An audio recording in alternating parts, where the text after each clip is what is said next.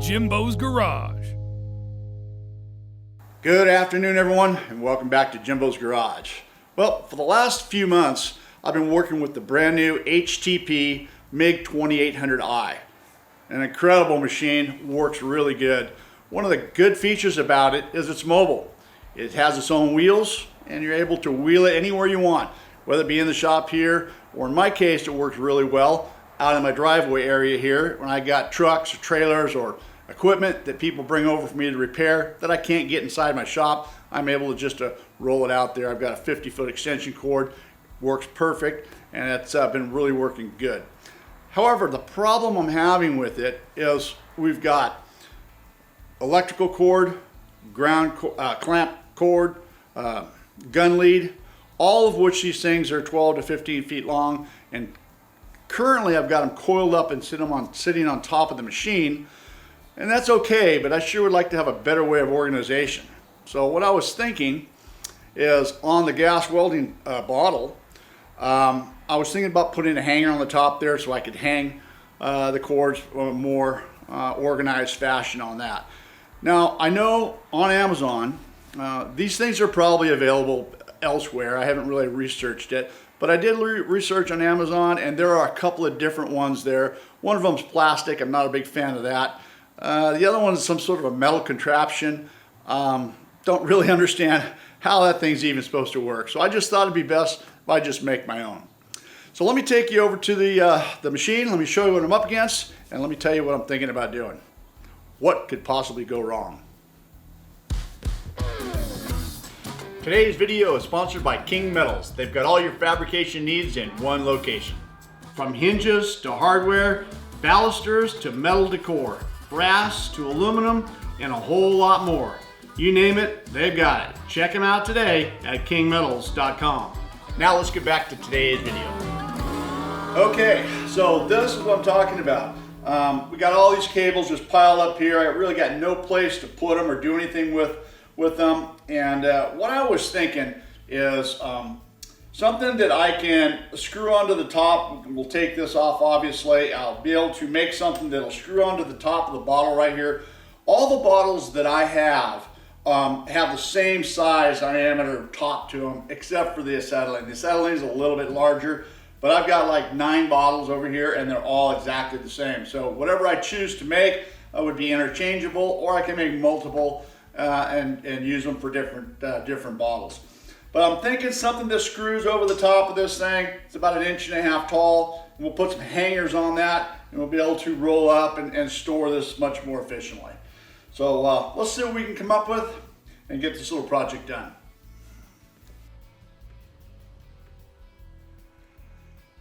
Okay, so the first thing I'm going to do is measure the diameter here of this top of the bottle. You know, and I mentioned earlier in the intro, what could possibly go wrong? Well, I'm not really that checked out on internal threads, that's for sure. So I'm just trying to go with this thing. I'm trying to find something that's going to work. And believe it or not, this piece of aluminum, I guess it's 3 or 3.5 inch with a 1/4 inch wall thickness, was within a couple thousandths of an inch of being right on the money for the internal thread. So I don't think I'm going to need to do any boring to get the internal size right. I'm just going with what's here, and I'm pretty sure that's going to work. All right, I'm just going to crank it down here in the this is the Kent 1340, my little lathe right here. And I've cut it a little stronger than 1.5 inches, about 1 3/4 inches. I'm allowing about 1/8 to face off either side. And then I'm just going to, so I did that there, and I'm just going to put a chamfer on the inside and the outside. You know, the beauty of these 40 position or Pee-wee tools, you can see you can just constantly, I've got a lot of tool holders there, and you can just swap them out really easy, really fast. I really like that setup. It's really good. All right, I got both sides done right there. Chamfered this side as well. Everything, it looks like it's ready to go. Like I said, I haven't done much work before. This is a brand new threading bar. Got this at KBC Tools. I'm fortunate enough to have one right down the street from me here. I go there and get a lot of stuff from machining. They have just about anything you'd ever need. This is a Vertex threading bar, and so I measured the threads. We are sitting at 11 threads per inch. I used a thread gauge to figure that out.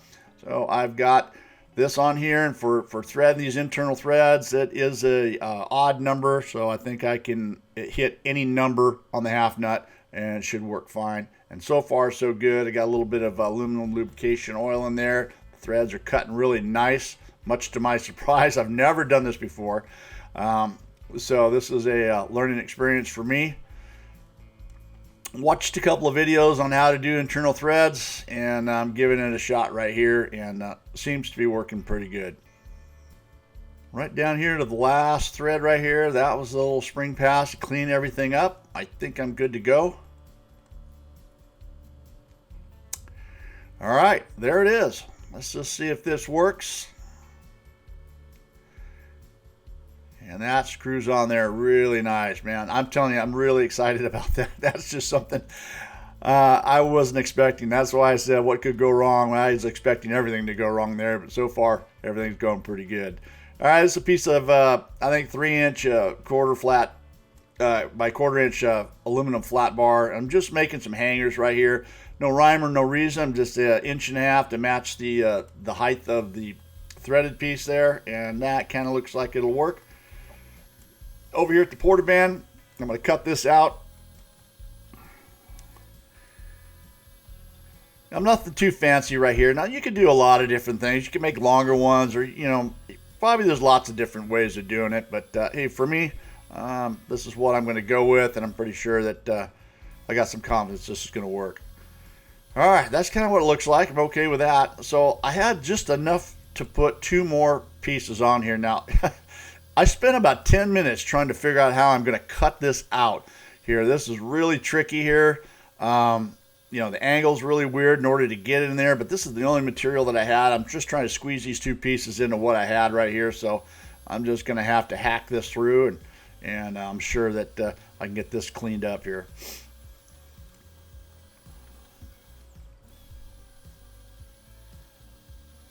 Had to go back 2 or 3 times, but ended up working out. All right, there's 2, and then the last one. There's no problem with the last one. This blade is 18 teeth per inch on this. That's just what I have set up on the porta band right here. It's working okay. It was a little, this is sped up a little bit, so it was a little bit slow. But I didn't have, this is all I had to cut, so I wasn't about to change blades out for this right here. All right, there's the 3 pieces. Let's get them over to the Burr King, kind of clean things up a little bit. And I just decided I'm going to go with a rounded edge on the top part right there. That's pretty smooth, and I'm just deburring everything, just kind of softening up the edges a little bit in all 3 pieces. Nothing real fancy, just be sure nothing's going to be sharp, that's all. It's these little fun little projects that make it fun. I enjoy doing this stuff right here, and of course there's no plans, you're just going with it. All right, over the welding table here, and I'm just going to mark center right here, and I've got a black mark left on my welding table from another project. So I wasn't sure what to expect. So I've got everything clamped down here. I've got the round piece clamped down, and then I thought, okay, I'm going to clamp this thing down, and I don't know if I'm going to apply heat, if it's going to start warping or distorting. So I tried to get it clamped down with that and decided it wasn't working. So I'm just going to give it a try right here and see what happens. Put one little bump tack on the top, and it stayed in place pretty good. So I'm just going to go with it, and it'll be just fine. Didn't pull away, didn't distort. I double checked everything. Looks good. All right, I'm going for it. Operating off the HTP Invertig 221. It has been a minute since I've used that machine. This one I've got set up air-cooled, and that's what I'm using. And of course, it works flawlessly. And I've got the 301 set up on a water cooler, but this is what I got set up for aluminum right now. Small little project, works really good. I am using helium. I like using helium on thick aluminum. This is 50% argon and 50% helium. That works really good if you've never tried it. If you got some thick aluminum, man, it gets hot quick. There's no sitting around waiting for your part to preheat. It's on right away. What you saw there is I had a little bit of a weld stick up there. Couldn't get the thing to sit flat, so I took it over and just kind of ground that weld down flat so everything sits nice and smooth.